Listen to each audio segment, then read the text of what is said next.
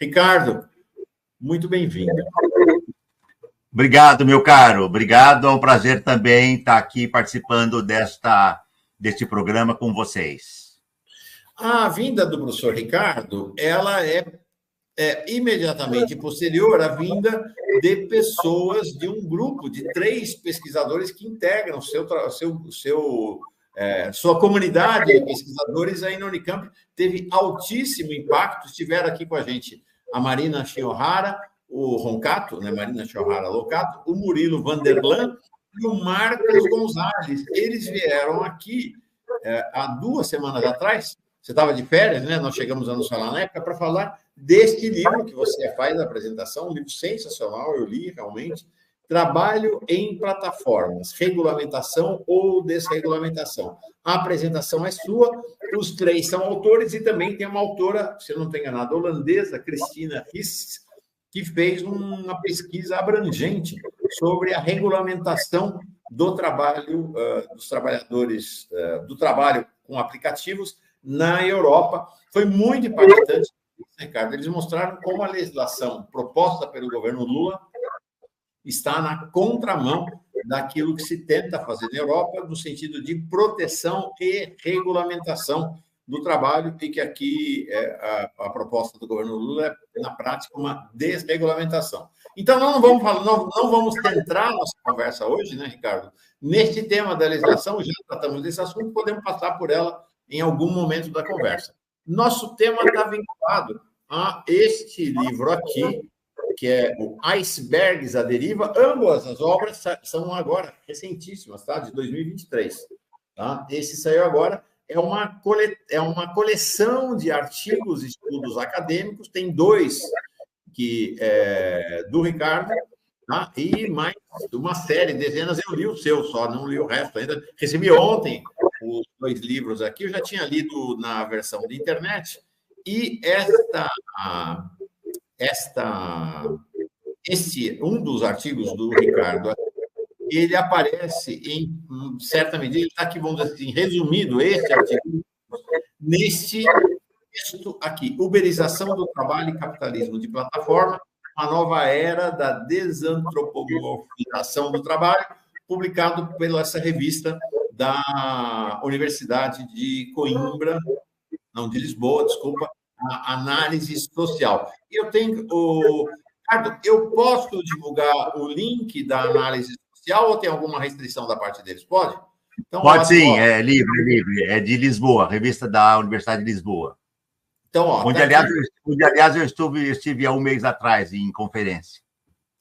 Legal. Então, tá aqui, ó. Já coloquei aqui no nosso chat o link. Quem quiser ler esse artigo realmente sensacional do Ricardo Antunes. Então, é sobre isto, sobre estes temas que iríamos conversar. Me parece que os temas mais cruciais para o mundo do trabalho nesse momento.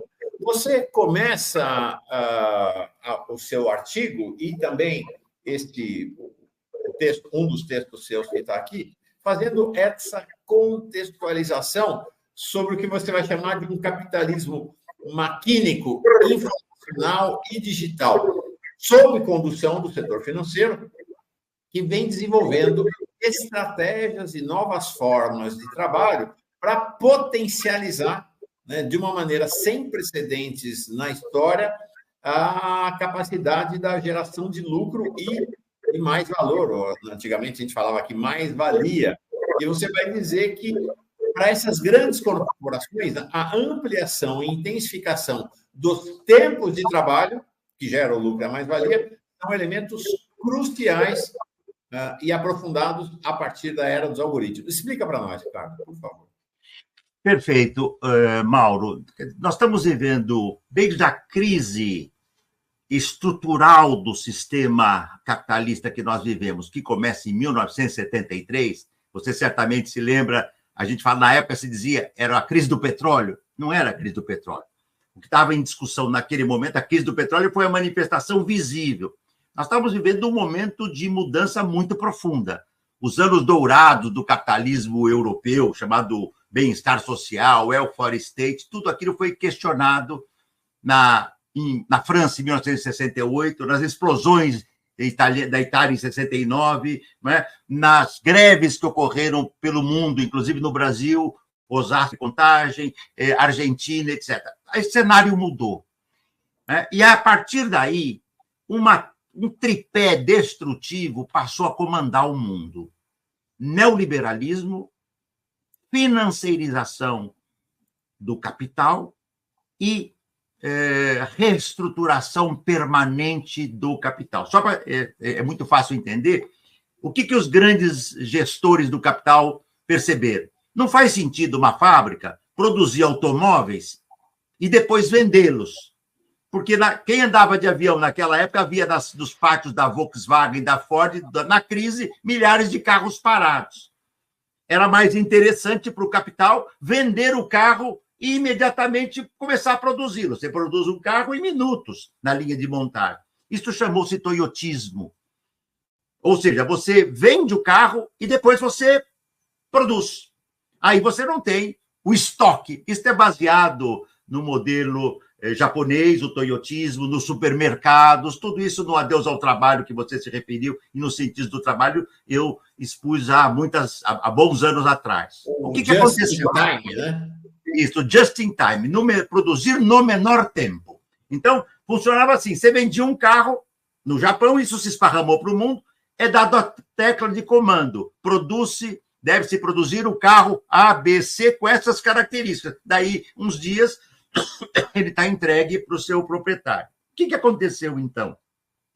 Nós passamos a ter, a partir deste tripé, uma força sobrante de trabalho monumental. O exército de trabalho, tá certo? A população relativa, o desemprego global. Não há nenhum país do mundo hoje de grande proporção, média e grande proporção, que não tenha desemprego. Nenhum. O Brasil tem 40%, um pouquinho mais, um pouquinho menos, ao longo da última década, foi sempre em torno disso, né, de informalidade. Nós estamos reduzindo o desemprego, né, nos últimos 2 anos, lentamente, mas de fato, mas aí temos uma taxa alta. Como também se diz que nos Estados Unidos não tem desemprego. Enquanto você tiver um trabalhador ou uma trabalhadora desempregado, você tem desemprego. Por quê? O que acontece? E este é o ponto central da tua pergunta. Alta tecnologia, alto nível de desempregados, o capitalismo em crise. É aí que nascem as plataformas, que ninguém na época se deu conta, tá certo? A Amazon, meados dos anos 90, vendia livros a Amazon. Hoje a Amazon faz, como eles dizem, de A a Z, tudo se encontra na Amazon. Faz de tudo. Vende todo tipo de trabalho, todo tipo de venda, todo tipo de atividade. Se eu quero traduzir um artigo meu para o mandarim, eu tenho como entrar numa plataforma e tenho que contratar um trabalhador, um tradutor, que vai fazer essa tradução. Pouco tempo depois, a Uber nasceu numa garagem. Olha a sacada. 2 jovens, né? E conceberam uma empresa que simplesmente não compra os equipamentos de trabalho, transfere para os trabalhadores. Então, é uma empresa que hoje atua em milhares de cidades do mundo. Uber, 99, Cabify, Lyft. Citamos a Uber porque ela foi a que tornou-se mais... Ela explodiu. Como nós falamos, o trabalho da Fordista, o trabalho toyotista, o trabalho uberizado, porque a Uber foi a primeira que explodiu. Em qualquer país do mundo que você tiver, eu viajo o mundo inteiro, e você fala trabalho da Uber, todo mundo sabe o que é. Se você for falar trabalho em plataforma, em alemão, em inglês, em espanhol, em italiano, cada país é de um jeito. No Brasil... Agora, se você falar em trabalho uberizado, não se refere mais apenas a Uber, é o modelo de trabalho. Então, fale para enfermeira, para jornalista, para... E qual é o pulo do gato, Mauro? O pulo do gato. Isso é um processo que as empresas vêm fazendo. Começaram lá atrás com a terceirização, depois avançaram com a chamada flexibilidade, depois chegaram ao trabalho intermitente, e aí vem o golpe, como eu costumo chamar provocativamente, o golpe Frankenstein, desse magistral romance da Mary Shelley, né? O pulo do gato. Você tem alta tecnologia, você tem um sistema que está em crise, e você tem uma força de trabalho sobrando desesperada por qualquer trabalho, se você criar um sistema onde você contrata dizendo que não contrata, onde você assalaria dizendo que você não assalaria, onde você emprega dizendo que não emprega, você se livra de cumprir com os direitos do trabalho. E foi aí que nasceu o monstrengo do trabalho uberizado. Então, hoje, você conhece, mais do que eu, quantos jornalistas hoje trabalham no sistema uberizado de plataforma. Tem até um termo, né? O freela fixo, que é ótimo. Né? O que é o freela fixo? O freelance é contratado por uma atividade específica.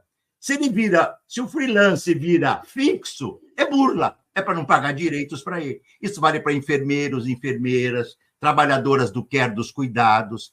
E o setor que mais explodiu foi o setor de entregas. Isso, inclusive, teve a ver com o contexto da pandemia. Nós, Mauro, nós dois, com certeza, não nos aventuramos na pandemia a ir ao supermercado livremente. Nós sabíamos o risco que corríamos. O que nós fazíamos? Nós pedíamos para um trabalhador trazer aqui para a gente. Nós comprávamos e ele trazia. Nós íamos na farmácia? Não, ele vinha e trazia. Esse trabalhador, que trabalha 10, 12, 14 horas, isso é que está nesse livro aqui, tá certo? O Icebergs à Deriva, que eu organizei, que é parte do nosso projeto com o Ministério Público do Trabalho, o projeto do meu grupo de pesquisa aqui da Unicamp e do Ministério Público do Trabalho, né? A jornada normal aqui é acima de 10 horas, 7 dias por semana, tá certo? Eu entrevistei uma vez um trabalhador que eu dizia em um mês, quantos dias você descansa? Ele falou, nenhum. Nenhum. Entende? Por quê? Porque se criou o monstrengo de dizer não são trabalhadoras, não são trabalhadores, mas são autônomos e são empreendedores. Se nós estivéssemos conversando aqui, Mauro, há 15 anos atrás, não se falava em empreendedorismo, era empregabilidade. O professor Ricardo Antunes disse lá numa matéria que saiu na página inteira do Jornal do Brasil, na época, para não falar dos outros veículos que eu publico com alguma frequência. Empregabilidade é mistificação. Sabe o que é empregabilidade na época? Você não se qualificou para o seu trabalho. É mentira. Eu lembro. O problema é o seguinte, e isso eu fecho a primeira ponto para você. Como a tecnologia passa a substituir trabalho vivo em grande quantidade, algoritmo, inteligência artificial, chat GPT, indústria 4.0, as profissões do passado estão desaparecendo. Então, o engenheiro fica desempregado. O médico não, é mais difícil, mas ele se precariza. O professor se precariza.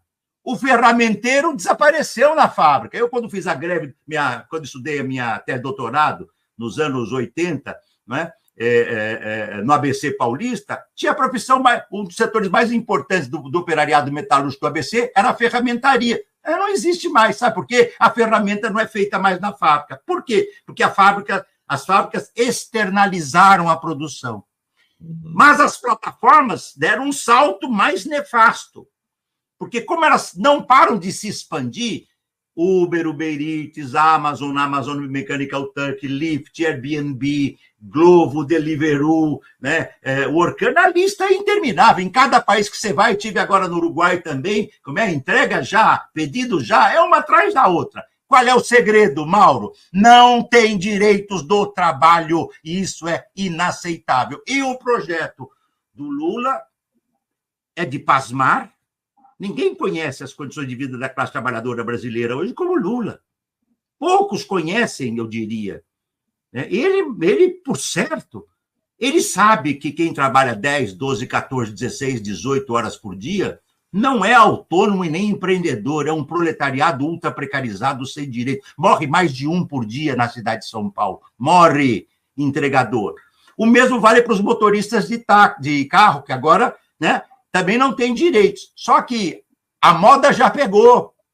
E eu digo isso no meu livro, O Privilégio da Servidão, o novo proletariado digital da era de serviço. Eu publiquei a primeira edição desse livro em 2018, e eu antecipo a tese lá. Creio que fui o primeiro a antecipar isto. Eu estava olhando, a minha pesquisa, eu sempre procuro olhar o caso brasileiro, mas o caso internacional. Eu terminei de escrever esse livro num período que eu estava dando um curso, uma laurea magistral na Universidade de Veneza. Eu tinha a felicidade de escrever as últimas páginas desse livro num prédio lindo de Veneza, olhando embaixo os vaporetos passando, quando eu terminei. Até porque tem precarizado lá, viu, Mauro? Veneza é muito grande, mas o submundo é precarizado, os imigrantes.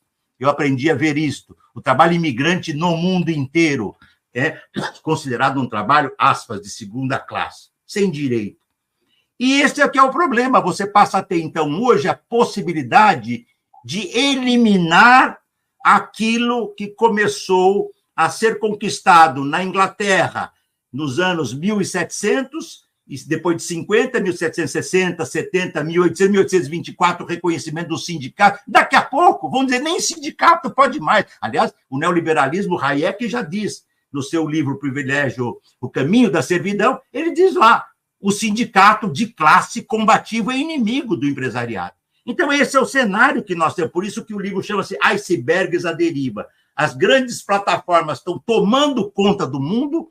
Não sei se você viu há 3, 4 meses atrás, o maior iceberg do mundo. Essa capa eu pensei antes. Eu sempre bolo um pouco a ideia dos títulos do meu livro. Esse livro eu sou o organizador dele, isso, né? E autor de 2 capítulos, livro com autores nacionais e internacionais. É um livro assim que dá o Inglaterra, Itália, Portugal e outros países. A gente tenta tratar esse fenômeno global. Eu lembro que há 3 meses atrás, 6 meses atrás, o maior iceberg do mundo saiu e estava descompensado. Você imagina, o maior do mundo, imenso, se ele bater em algum lugar, ele destroça. É isso que nós estamos vendo. E o que está sendo destroçado?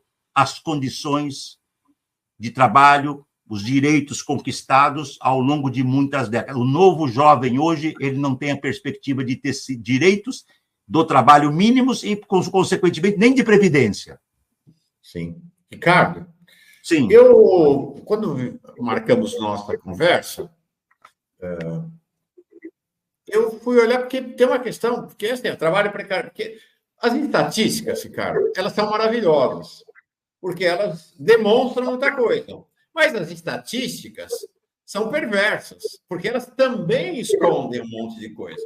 Então, uma questão importante para nós aqui é a questão do nível de emprego do país. Você falou, nós estamos com, as manchetes dizem menor nível de desemprego da história desde 2017, 6,9, quase pleno emprego. Aí eu tenho mostrado o seguinte, isso aí está caindo desde março de 2021, está caindo desde o Bolsonaro. Mas o que quer dizer essa estatística? Aí eu fui perguntar ontem ao presidente do IBGE, o Márcio Pockmann, que é, Márcio, o que tem nesse índice de emprego? O que quer dizer? Aí ele diz o seguinte, a pesquisa indaga se a pessoa tem ocupação. Sim ou não? Primeira questão. Então, ter ocupação quer dizer ter emprego? E depois, se a pessoa diz que tem ocupação... Então, se a pessoa diz que tem ocupação, tanto faz o que ela faz, entendeu?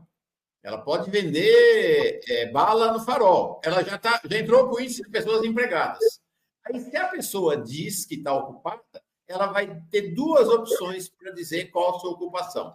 Empregado, público ou privado, presta atenção agora. Com ou sem carteira. E 2, trabalhador empregador por conta própria. Então, o motorista do Uber está onde? Então, você tem, atrás dessa estatística do nível de emprego do Brasil, você tem, na verdade, é o que você falou, uma força no passado chamava de força industrial de reserva. Você nomeia agora como força sobrante. Absurdo. Ela esconde o desemprego com uma informalidade, uma situação de insegurança brutal, como nunca antes na história do país. Isso. Veja o seguinte, Mauro. Como você define o empregado?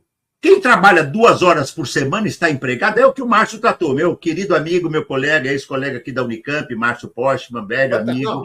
Nós fizemos uma entrevista com ele aqui recentemente, Ricardo, sensacional, sensacional. E é ótimo que ele certamente está fazendo um trabalho cuidadoso no IBGE.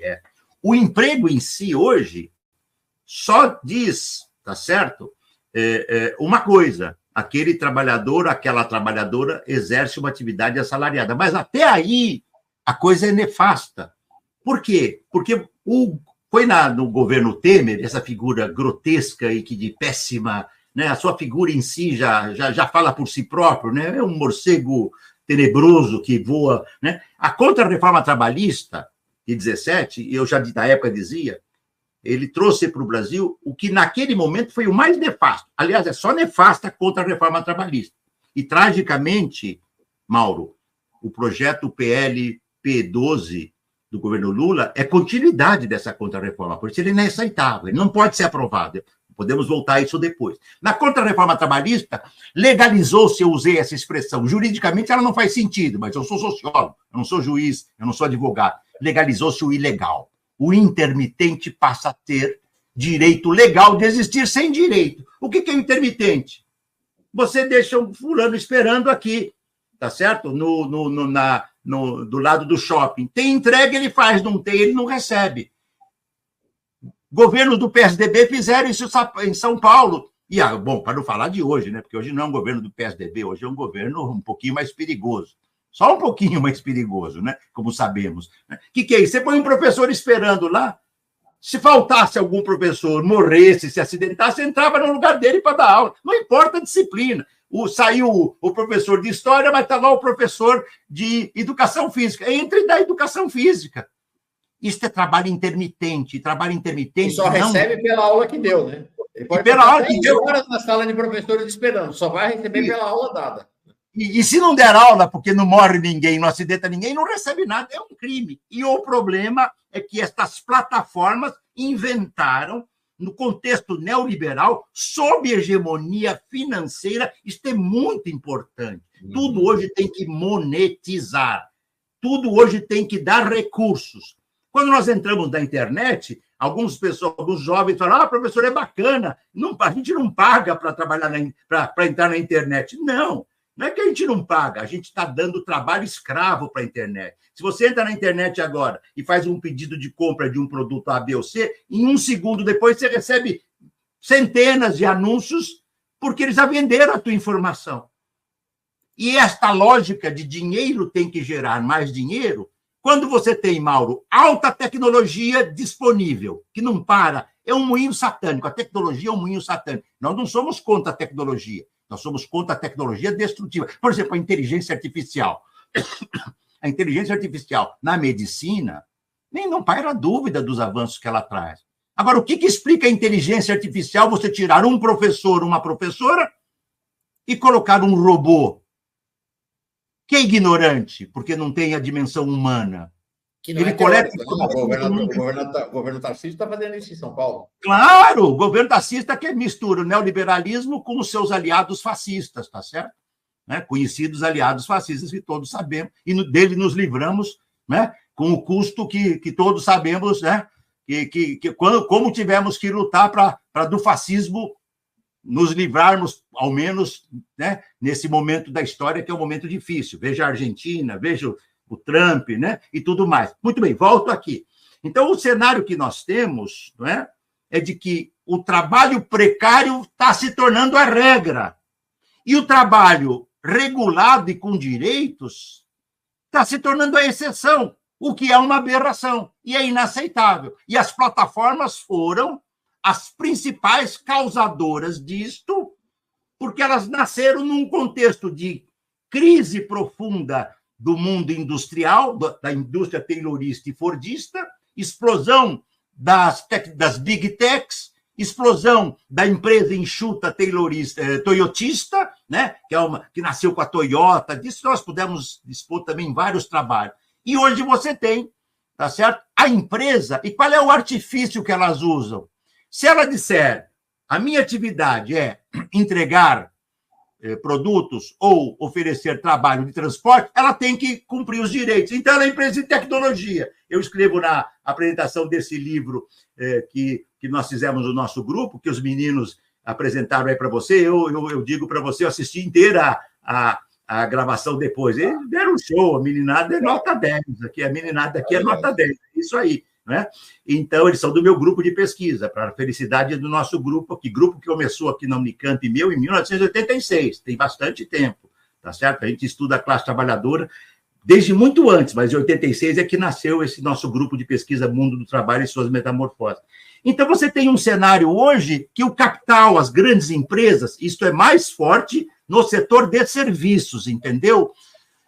Mas ela tende a se expandir para todas as áreas onde for possível. Para o setor, em uma palavra, para o setor de serviços hoje, não faz sentido pagar nenhum direito. E quem está se arrebentando? A classe trabalhadora. E aí entra um segundo ponto muito importante. Eu vou jogar a ideia, depois a gente avança, assim, que eu desenvolvo no meu capítulo aqui, que abre o Icebergs à Deriva, e nesse artigo da revista Análise Social, que foi uma conferência que eu dei em Lisboa, em 2019, que depois eles pediram o texto, eu apresentei o texto. Veja, olha o cenário que nós temos. O maravilhoso, o admirável mundo novo do capital, que é beleza, do Elon Musk e figuras assemelhadas. Eu fico imaginando o aviãozinho do Elon Musk indo para o céu, com ele dentro, e aconteceu o que já aconteceu outras vezes com o aviãozinho explodindo no ar. Mas tem que ter alguém dentro para ter graça. E não um trabalhador, porque seria injusto. Seria bom se uma figura dessas de proa explodisse pelos ares, como aquele submarino. Lembra daquele submarino que quis ousar as leis da natureza e quis ir a uma profundidade que todos diziam é impossível, tem um limite aonde você pode adentrar, tá certo? As profundezas, né, do mar. E aconteceu aquela tragédia que todos nós vimos. Né?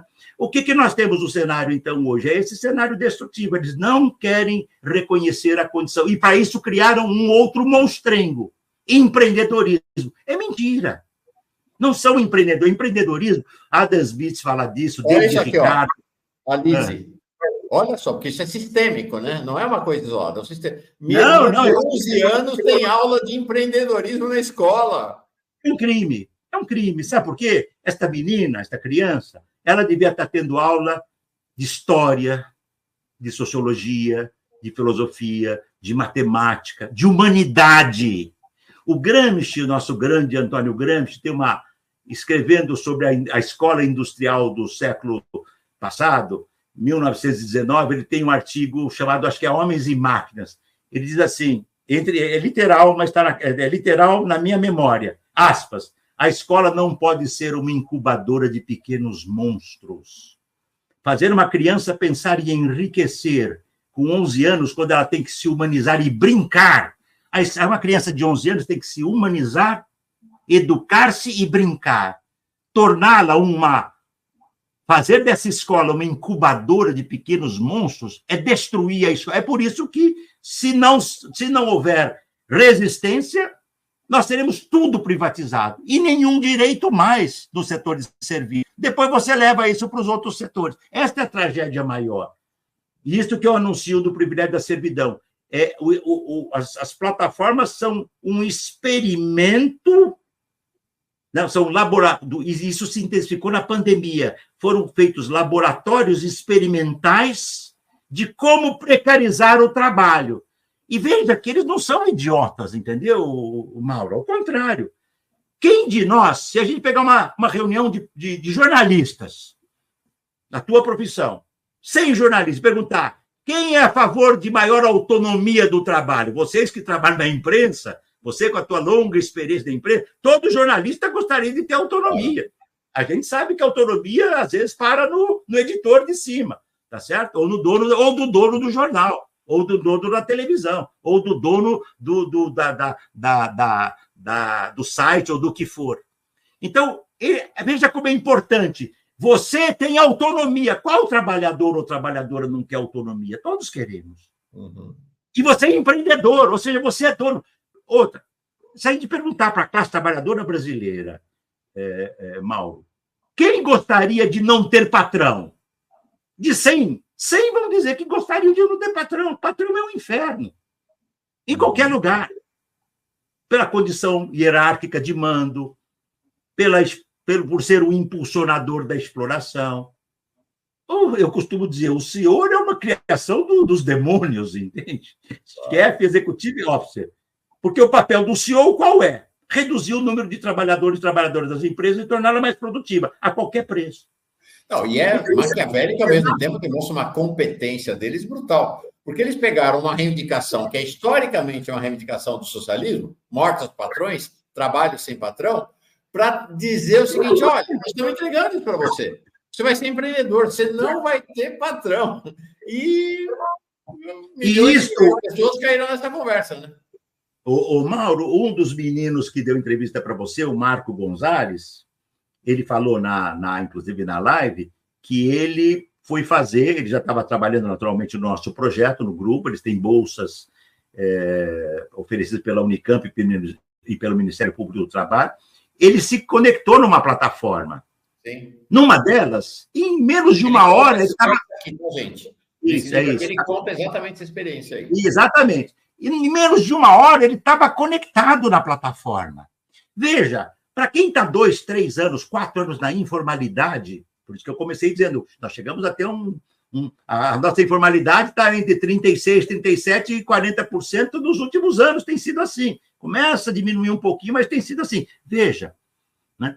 Para quem está, portanto, sem trabalho e emprego há anos, você se conectar numa plataforma em 40 minutos é quase que um milagre.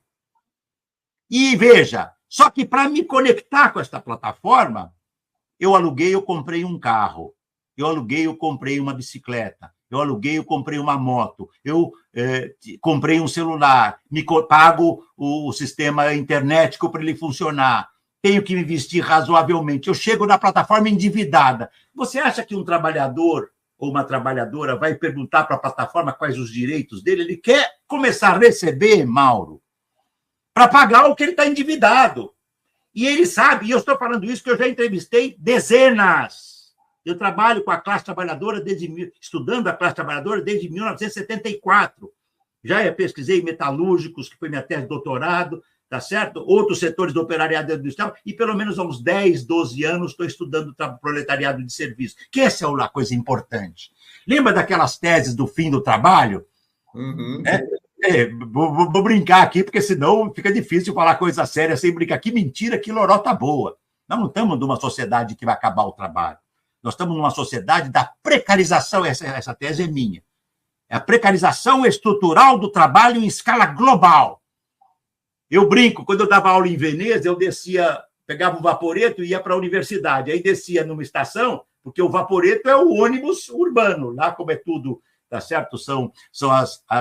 É tudo por via aquática, né? A gente não tem carro, são vaporetos. Eu descia numa estação e tinha um prédio lindo que estava sendo reformado.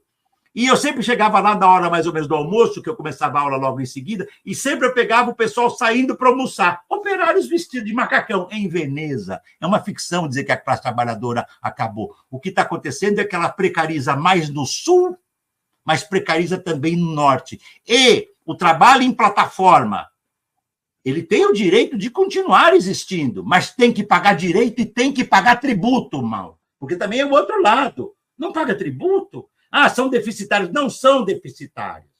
Sabe o que acontece? O capital financeiro, nós estamos falando aqui de grandes grupos financeiros poderosíssimos, assim, grupos que dominam o petróleo do mundo, não é coisa pequena. Eles investem nessas plataformas.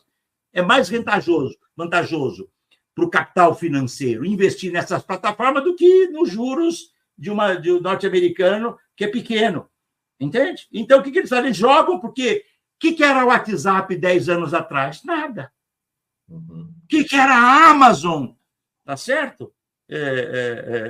Só em 2005, quando expandiu-se para a Amazon Mechanical Turk, aquela de venda de livros se tornou o que ela é hoje. E todas elas não cumprem os direitos do trabalho, porque elas dizem que são empresas de tecnologia ou subterfúgios assemelhados para burlar a legislação protetora do trabalho. Por isso que nós fizemos esse livro que você mostrou, que vale lembrar, né, Mauro, você já mencionou bastante no programa que os coautores aí estiveram, né? Um livro que está tendo distribuição gratuita, todos os congressistas, Câmara e Senado receberam, os juízes receberam, tá certo? De modo que líderes dos trabalhadores receberam, pesquisadores, porque essa é uma prestação do trabalho público. A universidade pública é universidade pública. É uma obrigação dela. E o que está em discussão, Mauro? Está em discussão o futuro da classe trabalhadora num país que nasceu sob a escravidão. Nós tivemos aqui séculos de escravidão. Quando a escravidão foi eliminada, em 1988, os negros e as negras foram excluídos do trabalho industrial. As nossas classes dominantes foram buscar o branco italiano, o branco alemão, o branco português, o branco espanhol, o branco... Veja, é um país que gosta da exploração ilimitada do trabalho. Quando nós conseguimos avançar um pouquinho, vieram as lutas sociais, nada foi dado de presente. O mito de que Vargas deu para a classe trabalhadora, nada, Vargas não deu nada. Eu estudei no meu mestrado isso, meu livro de mestrado, Classe Operária, Sindicatos e Partido no Brasil na Revolução de 30. A CLT foi uma resposta à luta da classe trabalhadora, ainda que uma faca de 2 gumes. Lembra daquele presidente do Corinthians que falava em faca de 2 legumes? Né? 2 legumes. Dava aqui e tirava ali. A gente faz um dia um debate sobre a CLT. Mas a CLT tem direitos. É isso que está em discussão. Eles não querem mais... Veja, até só essa frase, Mauro. O moderno é a destruição. E os direitos se tornaram velhos. É grotesco, é uma mistificação, é um vilipêndio. É dramático, dramático. Olha, seguinte, não são só os professores, congressistas, sindicalistas que têm acesso a esse livro sensacional, efetivamente. Você também tem, estou colocando aqui no link, ele está numa versão digital, tem aqui em PDF, estou colocando neste instante aqui no nosso chat.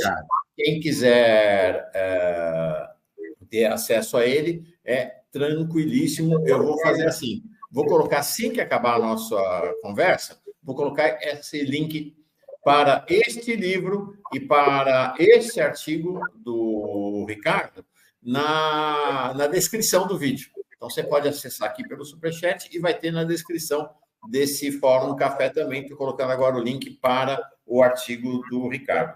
Ricardo, sim. Você fala no seu livro uma questão crucial, que é esta mudança do perfil do capitalismo, né? De um capitalismo industrial para um capitalismo de serviço. Você vai ver, foi central para a reorganização dos capitais a expressiva expansão do setor de serviços, cada vez mais subordinado à forma de mercadoria. Então, aqui um parênteses, para que as pessoas saibam. O Brasil, da chamada classe operária industrial tradicional, desapareceu, não existe mais. Hoje, o setor de serviço no Brasil, segundo a estatística, emprega 70% da mão de obra. O setor agrícola e de extração, que já foi lá no passado, nos anos 50, 70% da mão de obra do Brasil, hoje não é mais do que 7%. E o setor industrial está ao redor de 20%, um pouco menos do que isso. E aí você vai dizer esta expressão que eu gostaria de... Queria juntar você com o Marx, que você menciona no seu texto, para você nos explicar. Você vai dizer que o setor de serviço está cada vez mais subordinado à forma mercadoria. Queria que você explicasse essa expressão à luz do Marx, porque você traz uma questão seguinte, também não é uma coisa assim que é novidade e novidadeira do século XXI. O Marx, o velho Marx, lá no Capital, ele já antecipava isso. Ele diz assim, a produção capitalista não é apenas a produção de mercadoria, mas essencialmente a produção de mais valor. E você destaca uma questão que era uma intuição genial do Marx, mas claro que ele não previu a Uber, né? Mas ele, para dar exemplo da produção de mais valor fora do ambiente da produção fabril, ele vai dar como exemplo, o primeiro exemplo que ele dá, indústria de transportes. O Marx já previu o Uber. Então, essa questão, então, né? Porque nós nos acostumamos com a ideia de que você produz valor quando produz a mercadoria na fábrica, né? E aí você vai falar desta forma mercadoria no setor de serviços que, de certa maneira, o Marx já antecipava lá. Explica para nós. Explico. Olha, são muitas questões importantes, você me ajuda aí no controle do tempo, mas eu vou começar pela última. Tá. Né? Existe uma tese tradicional que era um pouco dominante em vários setores do marxismo e de marxistas, de que o proletariado é só o proletariado industrial. Tá? Esta tese é, a meu entender, completamente falsa. Tá certo? Eu acabei de fazer para um dicionário alemão e fui honrado com o convite e me pediram que eu fizesse o verbete, a nova classe trabalhadora. Não é? E isso me obrigou a voltar aos textos do Marx. Enfim, é um tema que eu trabalho, como disse, há muitas décadas. Não é? Marx disse, século XVIII e XIX, o que ele viveu. O proletariado crescente do século XIX era o proletariado industrial, explosão. Eu fui em Manchester, na Inglaterra. Tem um museu, convido quem um dia puder lá estar, Museu da Revolução Industrial em Manchester, chama-se Quarry Bank Mill. É espetacular. Sabe por quê? O engenheiro tem orgasmo com as máquinas que ele vai ver lá. Eu não tenho nenhum orgasmo com as máquinas. Eu fiquei profundamente chocado com caixas desse tamanho assim, 1,30 m, 40 m de comprimento e 40, 50 centímetros, onde as crianças dormiam no frio de caixa, parecia um túmulo, porque as crianças trabalhavam, era permitido crianças com mais de 40 anos, mas lá já se burlava, porque não tinha, lá já se burlava, porque não tinha lei trabalhista. Eu quero, no final, dar para você 3 ideias, mesmo que sintéticas, para ajudar a entender tudo isso. Nós estamos voltando a formas de precarização e exploração do trabalho típicas do século XIX, onde Ricardo, as mulheres... Você vai para São Paulo, esses meninos das bikes, do iFood, com 15, 14, 13 anos, dormem na rua. É isso. E isso é moderno, isso é novo, isso é destruição, isso é Frankenstein. Então, volta ao Marx. O Marx nos mostrou, primeiro, o capitalismo do seu tempo é fundamentalmente produção de mercadorias, coisais, mas não é só. Ele cita o exemplo do professor. Ele diz, um professor que trabalha na escola pública, ele presta o serviço da educação. O mesmo professor que dá a mesma aula na escola privada enriquece o patrão. Então, Marx é uma figura fora de série. Quem diz que Marx está desatualizado, eu dou gargalhada, dou risada. Sabe por quê? Eu não posso querer que o Marx, que morreu em 1883, responda às questões de 2024. Ele não era Deus, e pelo que quem o conhece sabe que ele, inclusive, duvidava desta figura um pouco curiosa, tá certo? É a única prova do mundo que ninguém pede, tá certo? Ou eu creio ou não creio, prova não precisa, com todo respeito. Mas aqui fica uma pequena nota do Marx. Muito bem. Então, ele não era Deus, tá certo? Agora, as antecipações... E a mais importante é isso, é possível ter produção de mais-valia sem criar nada. Quando eu transporto coisas e pessoas ou quando eu armazeno equipamentos. E ele diz também, sem desenvolver, no volume 2 do Capital, ele diz isso vale para a indústria de telegráfica, para o telégrafo, porque você agiliza a produção. Ponto 2, o Marx diz, produção é consumo. Produção, distribuição, circulação e consumo. Se eu consigo reduzir o tempo de circulação da mercadoria, eu aumento o tempo, eu valorizo a produção.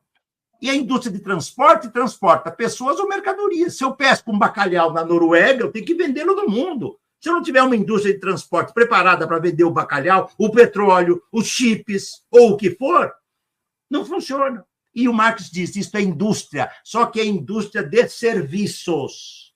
Ponto 2, Mauro, que é muito importante. Se você me permitir, só para precisar. Não é que o proletariado industrial está diminuindo. Eu viajo, eu visito fábricas, entende? Eu entro nas fábricas, sempre que eu posso, eu sou um sociólogo do trabalho, às vezes eu vejo uma realidade, fala mais do que se eu ler 10 livros, porque eu vejo lá e eu falo, não é possível que isso exista. As fábricas hoje, o que elas estão é cada vez mais automatizadas e robotizadas. Porque... E ponto 2, a China e o mundo asiático tornaram-se a grande maquinofatura do mundo. Então, por exemplo, não faz mais... Uma vez eu fui para fazer palestras da China. Né? A única vez que eu fui à China foi em 2000 estou vendo aqui o cartaz, 2015. Tá certo? Eu peguei o avião, todo mundo perguntava o que eu era o único professor no avião lá. Tá certo? Indo para lá. Todos eram empresários. E eles falavam para mim, perguntavam, onde você vai? Eu falei, eu vou fazer atividades na universidade. E eu perguntava para ele, para onde que vocês vão? Para a feira de Xangai. E eu falava, que cacete que é essa feira de Xangai, entende? Sabe o que é a feira de Xangai? Todos eles iam para lá, porque um deles, vou dar um exemplo só de dois. Um que fazia indústria, produzia móveis de cozinha industrial, e outro meias. Ele disse, eu não produzo mais a cozinha industrial na minha fábrica e nem a meia na minha fábrica. Eu compro na China. Aqui eu gasto $5 para fazer um par de meia. Lá eu compro, eu pago 2 e está entregue aqui. A meia é produzida lá. O automóvel, por que a China deu esse salto? Você sabe muito bem que em 1990 a China não produzia nada industrialmente. Hoje é a maior potência industrial do mundo. Então, houve uma relocalização, uma reespacialização, e o setor industrial se concentrou, porque o custo da remuneração da força de trabalho era muito baixa na China. A China teve as mais altas taxas de greve do mundo nos anos 2000, na década de 2000, porque o salário era muito baixo. Então, nós temos um redesenho. Mas o terceiro ponto, que é o que nos interessa, é que os serviços se tornaram indústria de serviços. Isso também é uma pista do marketing. Eu trabalho isso bastante no livro, nesse aqui, que eu mencionei, O Privilégio da Servidão, tá certo? Que lá no capítulo em que eu faço toda essa discussão do marketing. Ele deu pistas muito ricas. É por isso que a Uber, a Cabify, a 99, a Lyft... Meu caro, você entra num carro desse, o motorista leva o carro, limpa o carro, paga o óculos, o álcool, o óleo, a gasolina e tal, compra a roupa dele e tal, e no final da entrega, a viagem deu R$60, essas empresas abocanham 25, 30, elas não dizem quanto, eles não sabem. Não tem. Esse é um outro problema. Que o governo Lula não toca nada no PL. Na Europa, o debate é quente sobre isso. Os algoritmos têm que ser tornados claros. Eu tenho que saber, e com os trabalhadores e as trabalhadoras tendo o direito de saber como funciona. Você já viu um algoritmo? Eu nunca vi. A máquina tem fisicidade, quando eu estou trabalhando com um torno. O algoritmo não. Então, é por isso que eles dizem assim, quando você fala, mas e na sua empresa que você trabalha? Muitos motoristas entregadores de motos, motocas, eu tenho muitos que se tornaram, inclusive, amigos, eu tenho alguns que fizeram homenagem a mim, tá certo? Pelo meu debate nesse tema, não é? Eu debato com eles há muito tempo, sempre que posso. Eles dizem assim, que empresa? Nós não trabalhamos em empresa, entende? É como se essas empresas não fossem empresas, não tivessem donos, não fossem bilionárias, trilionárias. E isso fez com que, tá certo? O setor de serviços, comandado pela hegemonia financeira, quem sustenta grandes investimentos nessas plataformas são grandes grupos poderosíssimos de investimentos financeiros, o que faz com que elas sejam altamente lucrativas, mas muitas vezes os lucros não apareçam, porque entra como... Né, são investimentos. Se eu recebo toneladas de investimento, na hora de eu fazer o meu balancete lá, eu ganho tanto, mas estou devendo tanto porque recebi. E não é dívida que você tem, é investimento, porque o que era a Uber, tá certo? No comecinho de 2009? Uma garagem no fundo lá da Califórnia. Hoje ela está em milhares de cidades do mundo. Essa é o projeto inicial deles era fazer transporte de carro de luxo. Um negócio pequenininho assim, né? Era um nicho. É isso. Agora, veja o seguinte, Mauro, né? Isso eu acho que é muito importante. De um lado, você tem, nós não falamos disso aqui, a indústria 4.0. Nasce na Alemanha, 2009, 2010, com apoio norte-americano. O que é? Indústria 4.0. Automatizar e robotizar. Nos 2 livros, tá? Um outro livro anterior, que é esse aqui, Uberização, Trabalho Digital e Indústria 4.0, tem um capítulo, para citar só um, são vários que tratam da Indústria 4.0, um que mostra a Indústria 4.0 no caso da Mercedes-Benz de São Bernardo do Campo. O que é a Indústria 4.0? É você eliminar trabalho vivo aonde puder. A diferença entre trabalho vivo e trabalho morto. Você vai falar mais adiante? Só eu posso falar já.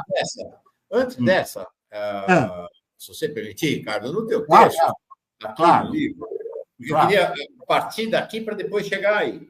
Você vai falar de uma autora, a Ursula Hills, não sei se você pronuncia o nome dela. É assim, Ursula Hills. A gente tem uma ideia de que você tem um processo de desmaterialização do trabalho, né? Que esse trabalho de serviços é a desmaterialização. E ela vai dizer o seguinte, não, eu não sei se ela usa essa palavra, nem sei se é correta, tem que olhar isso sistemicamente.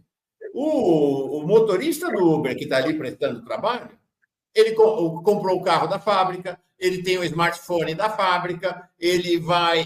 Enfim, há uma cadeia que conecta esse setor de serviço com o setor fabril, com o setor industrial, e uma depende da outra. Né? Então, o setor de serviços, há uma ilusão de que ele seria a completa desmaterialização. Não é bem assim, né?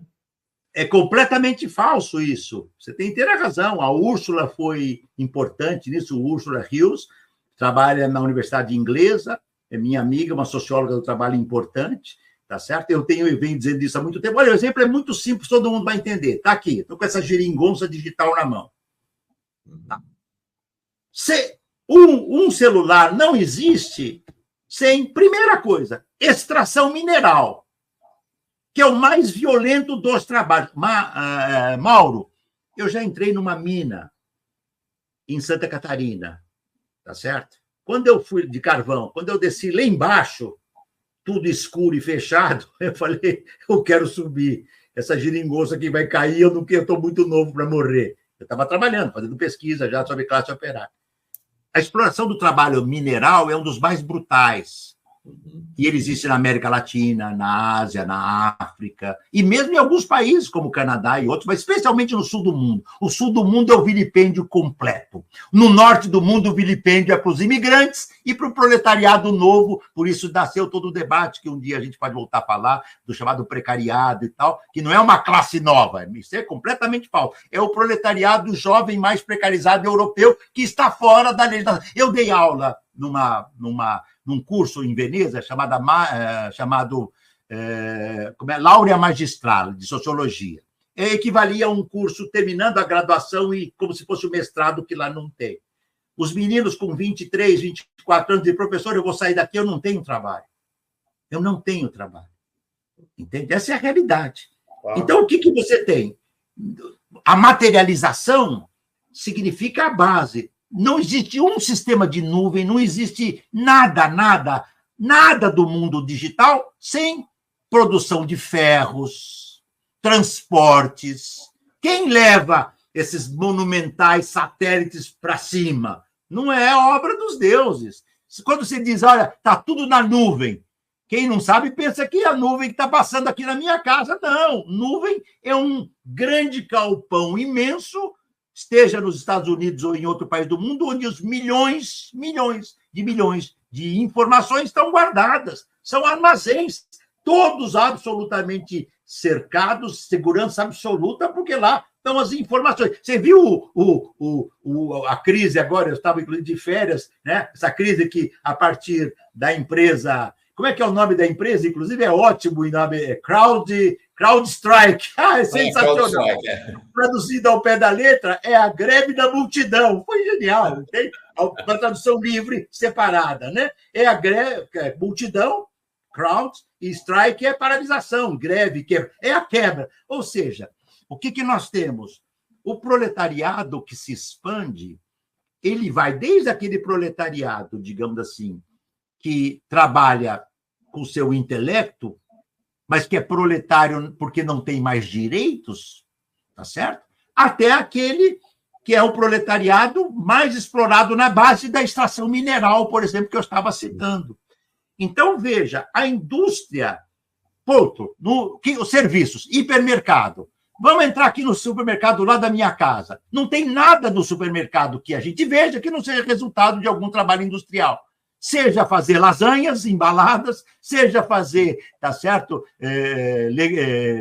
frio, seja os legumes, que é da agroindústria, ou seja, é que a indústria ela vem se reduzindo. E aqui entra num ponto que é muito importante, que a gente vai voltar depois, que é como o trabalho da indústria hoje ele é cada vez mais enxuto e a tese equivocada do fim do trabalho. Não é por acaso, porque é uma tese eurocêntrica. No meu livro Adeus ao Trabalho, que eu tive a felicidade, esse livro já saiu em 7, 8, 9 países, inclusive a publicação mais recente, Holanda, Inglaterra e Estados Unidos. 20 anos depois, 25 anos depois da publicação do livro no Brasil. E para falar das outras edições, são várias, na Itália, Portugal, etc., em outros países, entre outros. O que eu digo lá? Não é que está acabando a classe trabalhadora. você tem a redução do proletariado industrial em algumas áreas, mas você não tinha proletariado industrial na China em 1970. Hoje o proletariado chinês, coreano, da Indonésia é impressionantemente grande. Você teve um redesenho. Quantas fábricas do Brasil e no mundo migraram para a Ásia? Mas o que cresce no mundo inteiro, incluindo Índia, que eu conheço, China, Europa, Estados Unidos, América, o que cresce no mundo inteiro? O proletariado de serviços, porque a sociedade não vive mais sem o setor de serviços. E esse não dá para você tirar a internet daqui. Se tirar a internet daqui, nós não fazemos esse programa. Eu preciso ter lá funcionando aqui. Então, você tem uma explosão do novo proletariado de serviço. O que não é novidade para o Marx, porque, no seu tempo, o proletariado que explodiu e cresceu foi o industrial. Hoje, no capitalismo informacional, digital e, fundamentalmente, financeiro, é o mundo dos serviços, porque o serviço é uma máquina de dinheiro. Exemplo, Uber. Exemplo, Amazon. Exemplo, Airbnb. Tem hoje, eu acabo de vir da Europa, eu peguei uma manifestação em Barcelona, a população não consegue mais na Europa, isso vale para várias outras capitais, ela não consegue mais alugar apartamentos, os valores são inimagináveis, porque se eu tenho um apartamento em Barcelona, eu jogo lá para Airbnb, em um fim de semana eu ganho o que seria um mês de aluguel. Então, eu não alugo mais para a população local. Se eu vou alugar um apartamento por 5 mil euros, 5 vezes 6, 30 mil reais por mês, convenhamos, não é pouco, eu boto lá no Airbnb. E que direitos têm os trabalhadores, as trabalhadoras que fazem a limpeza para a China da Airbnb? Nenhum. Que direitos tem o entregador que traz aqui do Mercado Livre, que traz aqui, tá certo? Ou da Uber, ou da Amazon. Que direito eles têm se eles assinarem se forem motoqueiros? Há algumas empresas, por exemplo, em Barcelona, tem, por exemplo, supermercados, que esses têm os entregadores que têm direitos.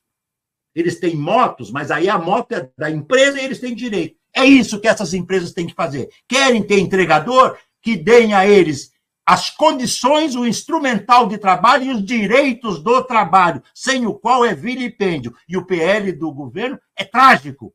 Se fosse do Bolsonaro, seria compreensível. Se fosse da Tabata Amaral, também seria compreensível. Sendo do Lula, não é aceitável. E isto não é possível, e é por isso que houve toda essa chiação, e acho que até mesmo o governo percebeu que deu um tiro no pé. Essa questão do PL do governo, ela é dramática porque, para além de alterar as condições concretas da relação de trabalho, ela tem um aspecto ideológico dramático, né? Porque é o governo do presidente Lula, do sindicalista, sancionando o discurso das plataformas. Então, do ponto de vista do dano ideológico para a sociedade, é brutal. Na abertura que você faz do livro, né, sobre as plataformas, inclusive, você fala isso, ó. O projeto é a abertura do seu texto. O projeto de lei complementar 12, é o PL dos aplicativos, apresentado em 4 de março de 2024, recebeu o seguinte comentário por parte do presidente da República, abre aspas. É um dia muito importante. Vocês acabaram de criar uma nova modalidade no mundo do trabalho. Foi parida uma criança nova no mundo do trabalho. As pessoas vão ter autonomia, mas, ao mesmo tempo, precisam de um mínimo de garantia. Loucura isso. Completa. Equívoco, desconhecimento, pressão das empresas. Essas empresas não brincam em serviço. As empresas, elas são globais. Um ex-CEO da Uber disse na Inglaterra, alguns anos atrás, que eles fazem o que for preciso para manter os seus interesses. Não, a Mariana, o Marco e o Murilo, que são aqui os autores do livro, eles disseram que o projeto do governo brasileiro é o projeto da Uber. Isso, é isso. É a Uber que impôs o projeto. É isso. Com a iFood batendo palma e dando lanchinho. Exato. É triste, é triste. Eu disse numa primeira entrevista que dei sobre esse projeto no calor da hora. Esse projeto entrega o ouro e diamante para as plataformas e migalhas para a classe trabalhadora. É inaceitável. Ele não pode passar, porque ou se reconhece, e o problema, isso também eu venho batendo nisso muita intensidade, desde o privilégio da servidão, especialmente, se a moda pegar, e ela está pegando, a sorte é que nós temos lutas. E tem outra coisa, Mauro, nós temos lutas e o capitalismo está no fundo do poço. Porque quando eles estão indo para o espaço, tá certo? Não tem mais fronteira para onde explorar aqui, nós não temos ar mais para respirar, nós vamos ficar sem água, o Amazonas está de novo à beira de um colapso amazônico. O Rio Grande do Sul, enchentes uma atrás da outra. No sul, no mesmo país do norte, seca. Na Europa, tem regiões que o fogo elimina. Esse ano, nós tivemos a mais alta temperatura média em muitos anos. Saiu a semana passada, eu estava lá no estúdio. Ou seja, e que mundo é esse? Eles vão ver. E fico imaginando que o Elon Musk quer morar em Marte. Mas eu sempre... Eu também acho que a tese é essa. Olha essa, mas eu sempre tenho a ideia que ele vai descer com o aviãozinho dele, como o Mark Ferber, ele vai torrar o aviãozinho, vai derreter que nem manteiga por dentro. A gente tem direito um pouco de imaginar. Esse é o tamanho da tragédia. E tem lutas sociais. Nós vamos terminar a conversa com as lutas sociais, mas antes eu queria falar de uma questão central do teu texto, né, você traça duas hipóteses em relação ao processo que nós estamos vivendo. Uma primeira hipótese é que você diz assim, será que o capitalismo de plataforma tem algo em comum com a protoforma do capitalismo? Ou seja, você volta lá às fábricas de Manchester, ao berço da Revolução Industrial. Explora essa primeira hipótese e depois a gente fala da segunda. Claro. Olha que curioso. Crowdsourcing, palavra bonitinha. Já disse alguém um dia, bonitinha, mas ordinária. Crowdsourcing. O que é crowdsourcing que as plataformas hoje falam em toda hora? É a multidão, grupos de trabalhadores e trabalhadoras trabalhando autonomamente, tá certo? Terceirizados. Só que no século XIX chamava-se outsourcing. Se eu não tivesse num programa que fosse gravado e televisado, eu não diria uma outra coisa. Eu diria uma outra palavrinha mais conhecida mundialmente. Veja, nós temos hoje a proposta empresarial tida moderna é acabar com a legislação protetora do trabalho como era no século XIX. Então, o capitalismo de plataforma, entre aspas, eu uso aqui no sentido descritivo, não é um conceito. O capitalismo é um só, Mal. O capitalismo é um só. Ele tem as finanças, as plataformas, a indústria e tal. O capitalismo é um só. Mas o capitalismo das chamadas empresas plataformizadas, ela iniciou, pelo pulo do gato do empreendedorismo, da autonomia, uma tese que as indústrias não podiam fazer mais pela luta operária importante, que é o seguinte: as empresas plataformizadas inventaram um proletário que não pode ser chamado de proletário. Estão resgatando condições de trabalho do século XVIII e XIX. Eu dou o exemplo do PL. No PL do Lula, ou do governo Lula, ou mais certo seria dizer, da Uber e da iFood, as mulheres não aparecem. O que acontece com uma mulher motorista que engravida? Ninguém não tem uma linha sobre isso. Qual é o direito que ela tem? Ela vai ficar sem trabalhar 9 meses, ou 6 meses, ou 3 meses?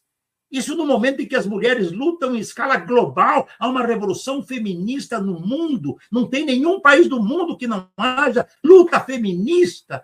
O projeto não fala uma linha sobre as mulheres, tá certo? As mulheres da Revolução Industrial, sabe como é que funcionava, Mauro? Elas davam à luz, elas só não tinham que trabalhar quando a criança nascia. Mas nós não somos mulheres, mas nós somos pais. Né? Você só tem a previsão certa do nascimento quando é cesariana. Quando não é, os filhos, o meu primeiro filho, tá certo? Que é um meninão valoroso, devo dizer aqui, também estudioso, tá? Eu fui assistir Terra em Transe, na época, tá certo? Do Glauber Rocha, e não foi por isso, mas voltamos e de noite a bolsa começou a dar sinais de que tinha que ir para a maternidade, imprevisível. Como é que uma mulher... Por isso que tantas crianças nasciam na Revolução Industrial.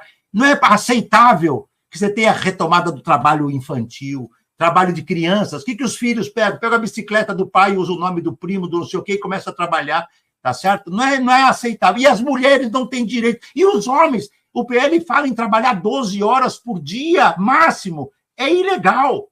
O direito... Mas, Ricardo, não é 12. É mais que 12. Porque o PL fala 12 horas... Isso, não, 12... plataforma. Eu fui o primeiro a dizer isso lá. 12 numa plataforma, eu posso trabalhar em 2 ou 3, eu posso... O PL do Lula quer inventar uma jornada de 36 horas diária para o trabalhador. E mais, ela não conta o tempo de espera. Porque se eu entro no shopping para comprar uma roupa, o trabalhador ou a trabalhadora que me atendem, vamos dizer que eles estão 10 minutos na parada, eles estão recebendo. Os meninos que estão aqui a 500 metros de mim, esperando chamadas aqui, eles não estão recebendo.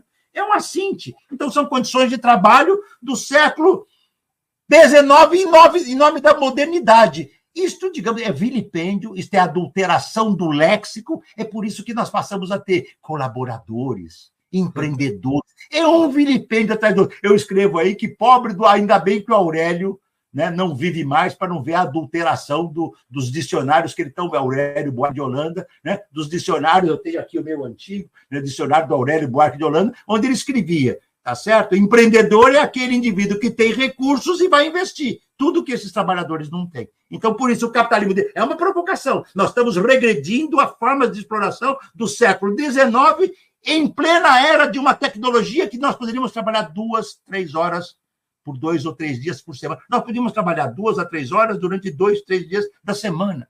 Só que alguém ia perder. Quem ia perder? Então, aqueles que ganham em cima da exploração do sobretrabalho, da mais-valia e do lucro em cima da classe trabalhadora. Esta é a tese fundamental.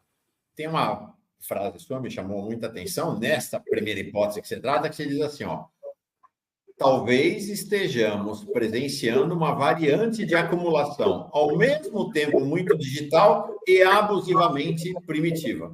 É isso, é exato. Aí o único reparo que eu faço a esse meu texto é que pode tirar o talvez. Pode tirar o talvez, estamos. É porque esse texto, na verdade, foi uma conferência, como disse, de 19, eu acabei escrevendo em 21, tá certo? Agora, esse novo do iceberg, ele aparece mais, e agora estou feliz sabendo, você já me avisou que a editora mandou para você o livro, né? O do iceberg, eu posso aprofundar mais. Essa é a primeira tese, e ela é profundamente destrutiva. Ela é profundamente destrutiva em relação ao trabalho. Eu não posso aceitar, tá certo?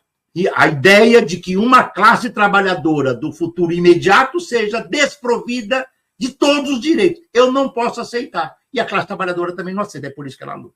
E o break dos apps, tantas outras greves. Como? Você vai trabalhar a segunda hipótese, para mim demanda até uma explicação mais detalhada, em que você vai dizer o seguinte, que a principal consequência para o mundo do trabalho desta revolução, dentro da revolução capitalista, será a ampliação do trabalho morto, que é algo que também está conceituado lá em Marx, mas que, para mim, eu queria entender o que é o trabalho morto que amplia cada vez mais. Perfeito. É muito fácil e todos vão entender porque todos vivem isso.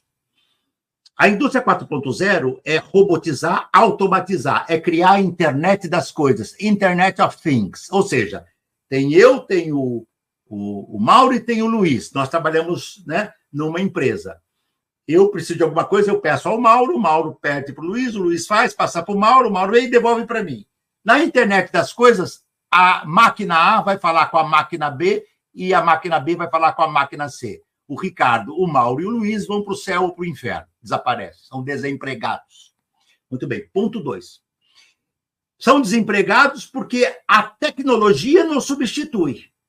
Na indústria 4.0. Nunca, Mauro, isso é muito importante.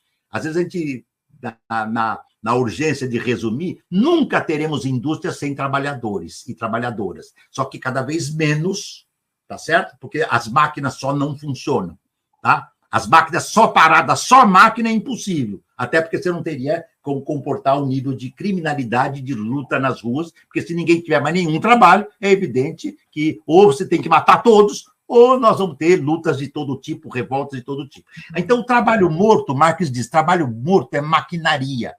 É aquela potência maquínica que não cria a riqueza, mas potencializa. Então, quando eu trabalhava sozinho no século XVII e XVIII na Inglaterra, tá certo? Num tear manual, era uma coisa. Quando eu a máquina ali, em 1 hora eu não produzia 100, mas 10 mil. Porque é a máquina. Esta máquina é trabalho morto. Porque ela não é quem faz o trabalho. Quem faz o trabalho é o trabalhador ou a trabalhadora. Mas quem potencializa, quem intensifica, quem torna mais produtivo é o trabalho morto. E o Marx usa essa expressão, este conceito, para diferenciar do trabalho vivo. Quem é o trabalho vivo? O operário ou a operária.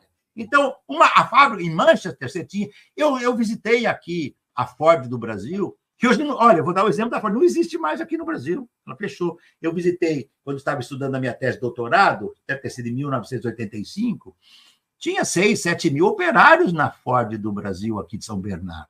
Hoje ela não existe. A Volkswagen chegou a ter muito mais, 16, 17 mil operários. Hoje tem menos que 1/3 ou 1/4 disto, provavelmente, né? E produz muito mais. Então, esse é que é o trabalho vivo. E aí, pelo que eu entendi do seu texto, não é porque apenas foi para a China. Na China também está acontecendo isso, né? Não, é porque foi para a China e na China também está acontecendo isso. A China já criou. Veja, é um outro problema trágico no meu entendimento.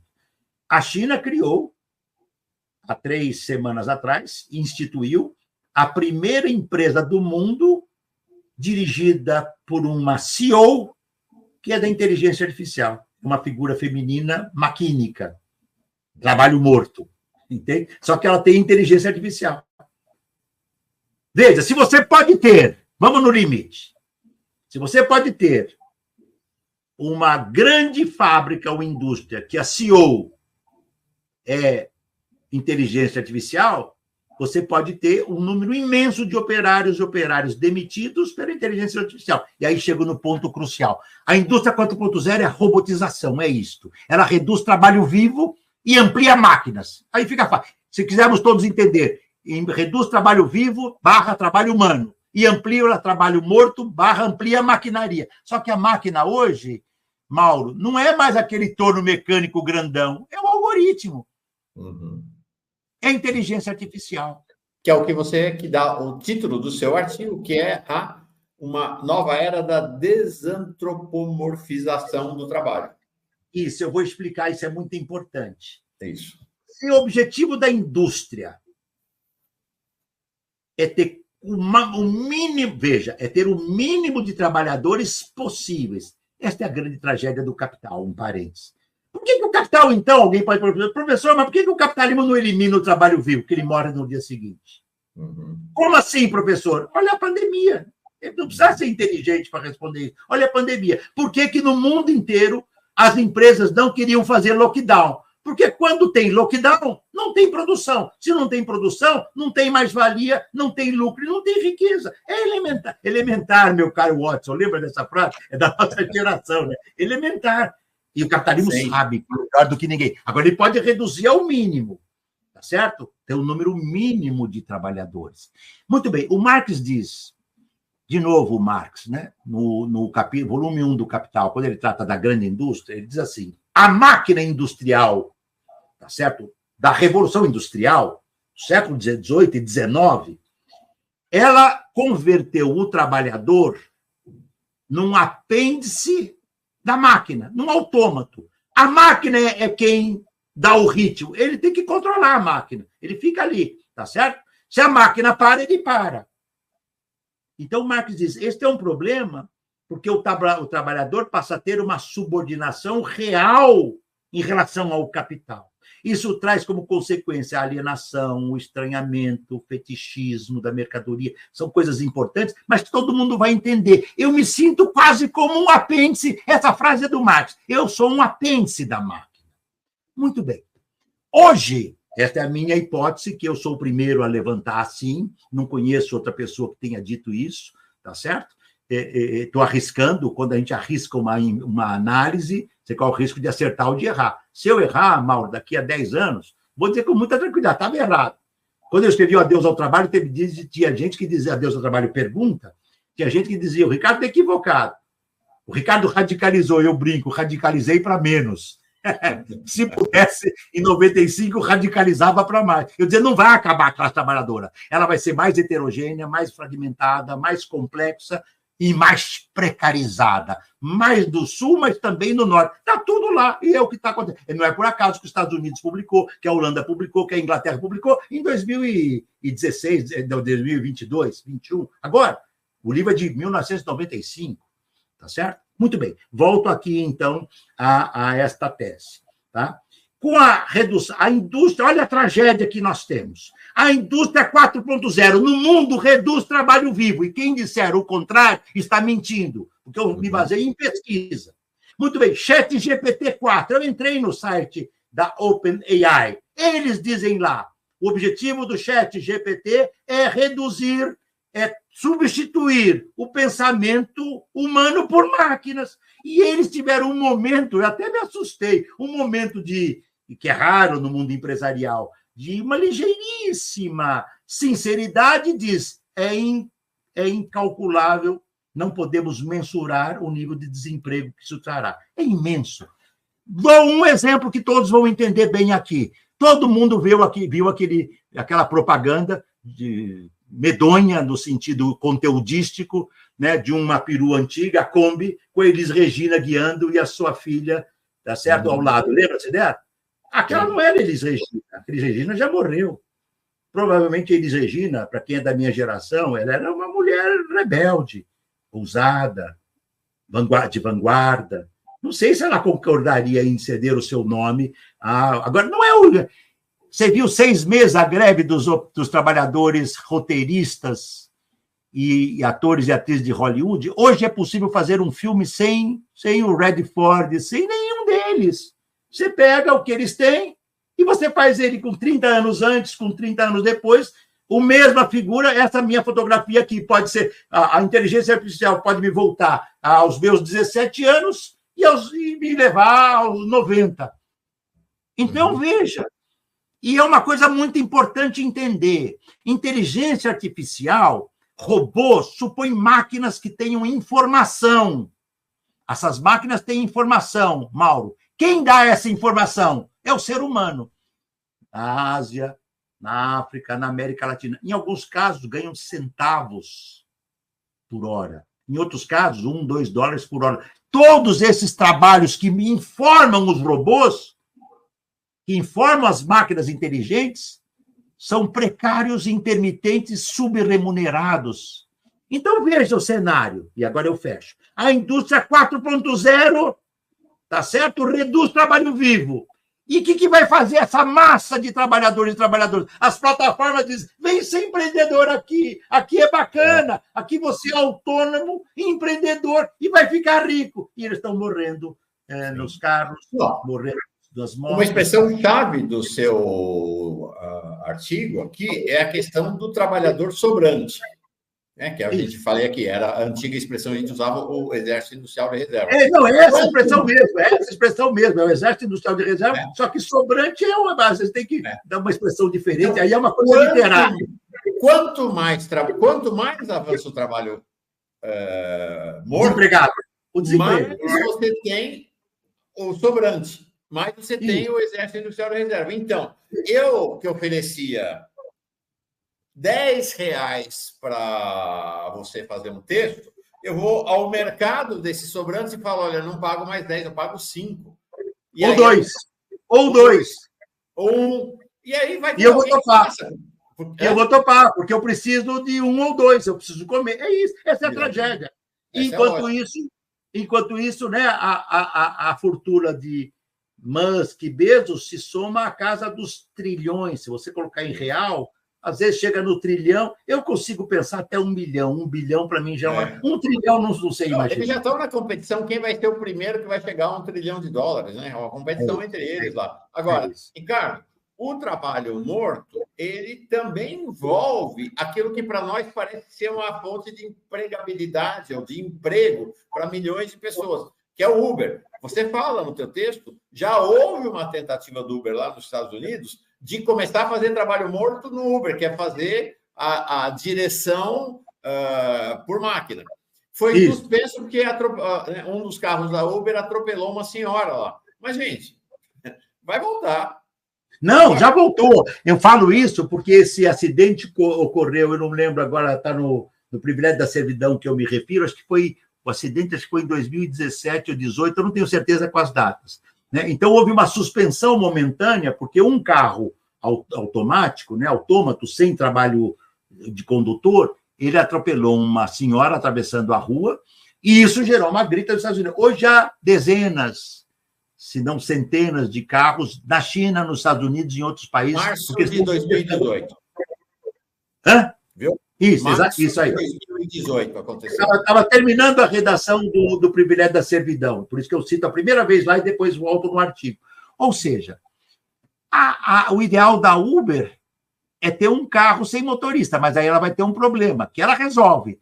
Ela não vai ter o motorista que compra o carro, mas ela vai ter grupos que vão comprar carros e uberizá-los para fazer o trabalho, entende? Ela continua como, aspas, prestadora de serviços de tecnologia, o que é um engodo, né? Alguém de nós entra na Uber, alguém dos que estão nos assistindo, das que estão nos assistindo, chama a Uber, a 99, a Cabify, a Lyft, para aprender tecnologia ou para ter um sistema de transporte? É elementar a resposta. Eu digo no meu artigo aí, que abre o livro, esse livro nosso último da regulação. Qualquer criança sabe a resposta. Eu quero ir de um lugar para cá, daqui para lá, ou se for um entregador, eu quero um produto aqui. Tá certo? Então, então, veja, a indústria 4.0 desemprega e o trabalho uberizado emprega sob condições típicas do século XIX, ainda que com uma tecnologia incontrolável, que os trabalhadores não têm a menor ideia do século XXI. E dá alguma coisa de estranha no reino da Dinamarca, né? Com uma diferença interessante em relação ao tempo do táxi. Lembra? Teve um tempo, gente, eu vou contar para os mais jovens, é o seguinte, existia um tempo na história da humanidade em que tinha uns carros com uma plaquinha em cima escrito táxi e que o cara ali trabalhava e você fazia sinal na rua, ele parava. Está praticamente extinto. Mas você entrava num táxi e ia conversando com o motorista. Era uma prática, né? Quem não tem boas histórias de conversa com o motorista? No Uber, agora, você senta no banco de trás, saca o seu celular, você não tem a menor ideia de quem é que está dirigindo, ele está lá ferrado a ferramenta e você a sua. Muitas vezes, inclusive, você está aqui trabalhando também, né? Dentro do Uber. Né? Acabou a conversa, né? Do Uber, do metrô, do ônibus, do trem. Eu vejo... Outro dia me assustou muito, como eu viajo muito por conta do meu trabalho, criança de provavelmente 1 ano e meio, 2, completamente grudada, um ano e pouco no celular. As crianças, o Lukács usa certa vez um texto, e depois eu vou fazer uma última referência ao Lukács, de onde eu tirei a ideia da desantropomorfização. Lukács cita certa vez que um dos fenômenos mais complicados da sociedade do seu tempo, aquele grande filósofo húngaro, George Lukács, como aportuguesar a sua pronúncia, né, Lukács, ele falava assim, é a sociedade da mudez. Nós nunca nos conectamos tanto e nunca fomos tão mudos. Você vai num restaurante e você vê o marido no celular, a mulher no celular, eles comem, mas não conversam. Eles não conversam. As crianças querem ficar pá. O que você pode imaginar de uma criança que nasce com meses, 1 ano, 1 ano e meio, 2, já no computador, fazendo luta? Lembra que os videogames é luta, eu tenho que matar o outro. É o empreendedor, é a lógica do empreendedor entrando desde cedo. A minha vitória depende da sua derrota, mas porque nós estamos concorrendo, Mauro. Então, ou eu ou você, não tem lugar para... É um terror. O positivo, tá certo? É que isto não fica sem resposta. Deixa eu dar só uma última nota. Por que é desantropomorfização? Se o trabalho se torna mais autômato e mais apêndice, na era digital, isso é mais profundo, porque a máquina, eu podia, no limite, quebrar a máquina, sujar a máquina, como os operários faziam para fazer greve aqui nos anos 70, 80. Eu não posso quebrar o algoritmo e nem sujá-lo. É mais fetichizado, porque eu não consigo imaginar que eu sou um trabalhador da Uber, da 99, da Cabify, da Lyft. Eu sou um trabalhador que presta serviço, eu só sei a relação minha com o WhatsApp que o algoritmo controla, e ninguém sabe o que é o algoritmo, quando o algoritmo é uma máquina controlada.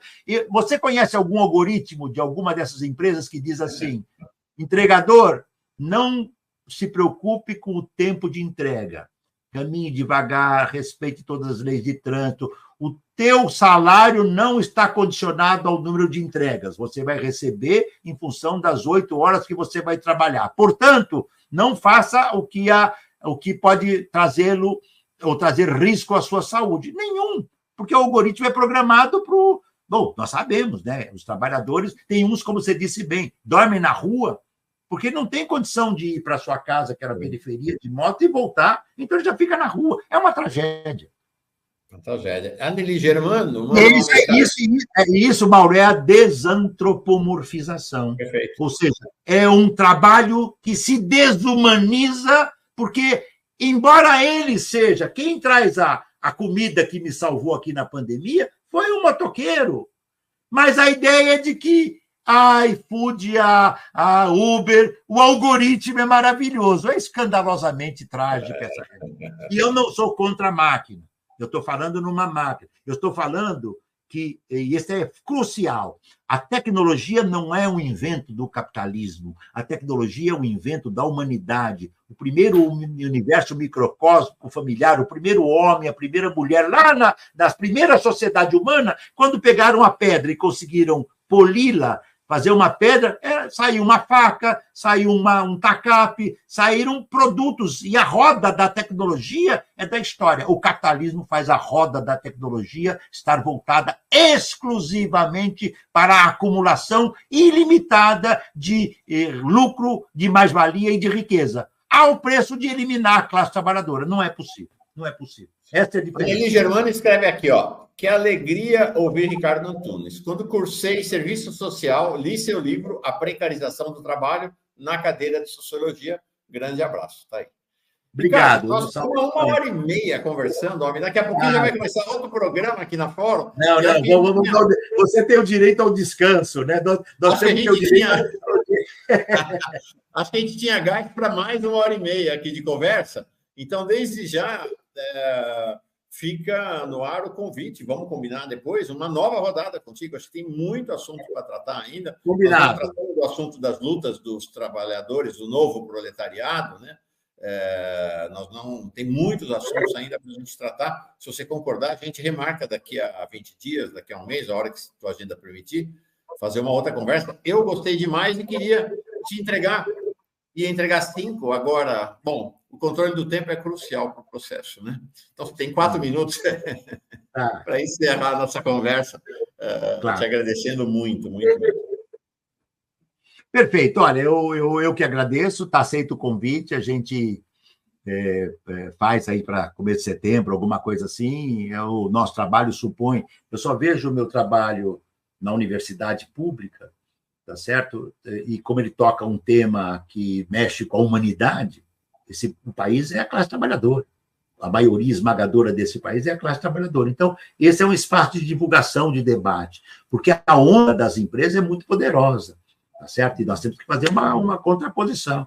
Eu não estou dizendo que eu quero que a Uber vá embora, nem a 99, nem a Cabify. O dia que vamos discutir que sociedade nós queremos, aí nós fazemos um programa para discutir que sociedade nós queremos. Por certo, a minha é muito diferente dessa, mas tem que cumprir o que as lutas operárias brasileiras conquistaram ao longo de 10, 20, 30, 40. A primeira greve que nós temos notícia, há 10 anos atrás, eu dizia, foi uma greve dos operários gráficos do Rio de Janeiro.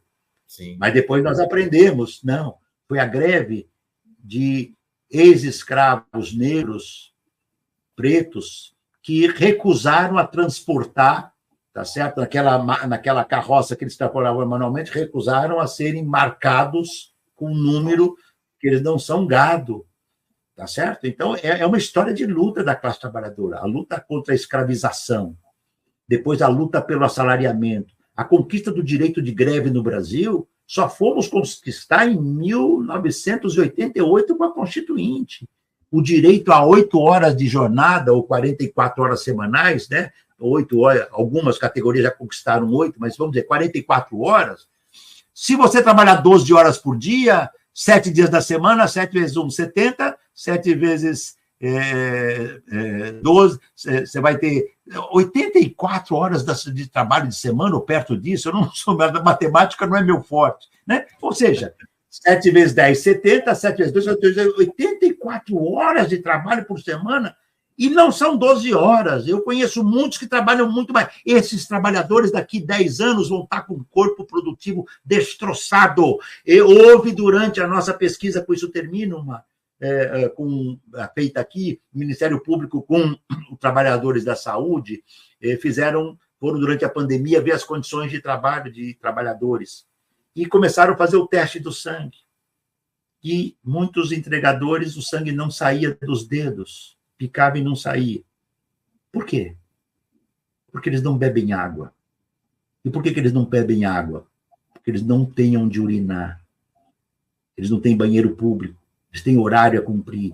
Uma vez eu perguntei para o motorista, escuta aí, que hora você faz a tua refeição? Eu falei, professor, a nossa profissão não tem refeição. Não é aceitável. E termino aqui, aí com um pouquinho de humor e um pouquinho de um indiscreto charme do humor, né? As empresas, os donos das empresas dizem que é espetacular esse trabalho.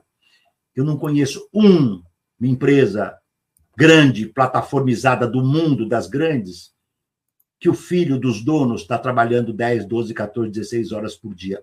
Se fosse um negócio maravilhoso, eu sempre imaginei para o meu filho ou para a minha filha, um trabalho digno. Eu diria, vai trabalhar nisso.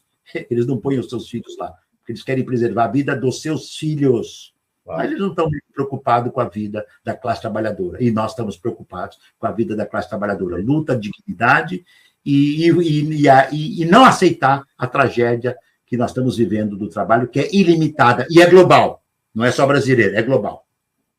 Maravilha, Ricardo. Não obrigado, meu caro. Pessoalmente, eu tinha lido e, nossa, fantástica, gostei muito. Boa caminhada para ti, bom fim de semana.